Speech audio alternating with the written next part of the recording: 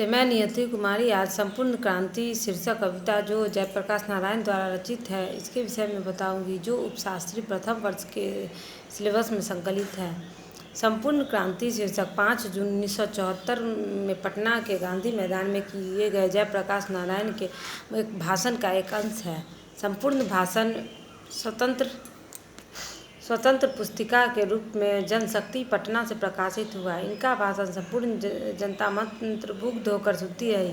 भाषण के बाद लोगों के हृदय में क्रांतिकारी विचारधारा धधक उठे और आंदोलन विराट रूप धारण कर लिया। पटना के गांधी मैदान में फिर वैसी भीड़ कभी नहीं इकट्ठी हुई और न कभी वैसा प्रेरक भाषण हुआ।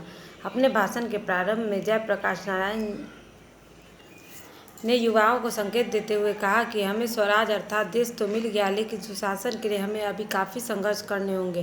भाषण के क्रम में उन्होंने नेहरू जी का उदाहरण दिया। नेहरू जी कहते थे कि सुशासन के लिए देश की जनता को अभी मीलों जाना है, कठिन परिश्रम व त्याग करने हैं। जेपी ने कहा कि अभी समाज में भूख, महंगाई, भ्रष्टाचार जैसे दानव विद्यमान है, उससे हमें लड़ना होगा, एकजुट होकर संघर्ष करना होगा, आंदोलन करना होगा। इसके लिए जनता को तैयार करना होगा।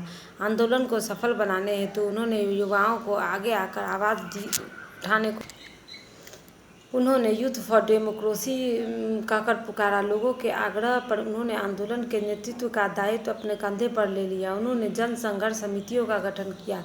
जेपी ने अपने भाषण में अमेरिका प्रवास की बात कही। अमेरिका में वे मजदूरी करके पढ़ते थे। पढ़ाई के क्रम में वह घोर कम्युनिस्ट बन गए।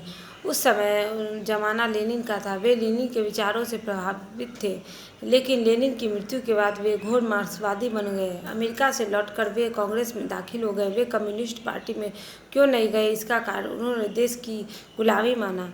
जेपी आंदोलन के क्रम में जो सभा हुई थी, उस सभा को विफल बनाने में कांग्रेस सरकार कौन कौन से हथकंडे अपनाए, इसकी भी चर्चा उन्होंने अपने भाषण में की। लोगों को ट्रेनों से उतारा गया, लाठियां चलाई गई। जेपी ने इसे लोकतंत्र पर कलंक माना। वे उन लोगों को लोकतंत्र का दुश्मन मानते हैं जो शांतिमय कार्यक्रमों में बाधा उत्पन्न करते हैं। वे इंदिरा जी की भी चर्चा करते हैं। उनके अनुसार उनकी लड़ाई किसी व्यक्ति से नहीं बल्कि उनकी गलत नीतियों व सिद्धांतों से है। भाषण के क्रम में वे बापू एवं जवाहरलाल नेहरू की प्रशंसा करते हैं। वे गांधी जी का विरोध भी करते हैं और उनकी प्रशंसा भी। राष्ट्रीय नीति पर उनका नेहरू जी से कोई मतभेद नहीं था, लेकिन वे नेहरू की विदेश नीति के विरोध की चर्चा करते हैं। भाषण के क्रम में उन्होंने दल विहीन लोकतंत्र की चर्चा की, लेकिन वे दल विहीन लोकतंत्र की घोषणा नहीं करना चाहते थे। वे जनता की भावनाओं के विरुद्ध जाना नहीं चाहते थे। इस क्रम में उन्होंने मार्क्सवाद की चर्चा की, साम्यवाद की स्थापना की बात की। अपनी ऐतिहासिक भाषण में उन्होंने स्पष्ट रूप से कहा कि वे संपूर्ण क्रांति चाहते हैं। देश का सामाजिक, आर्थिक एवं नैतिक बदलाव ही संपूर्ण क्रांति है।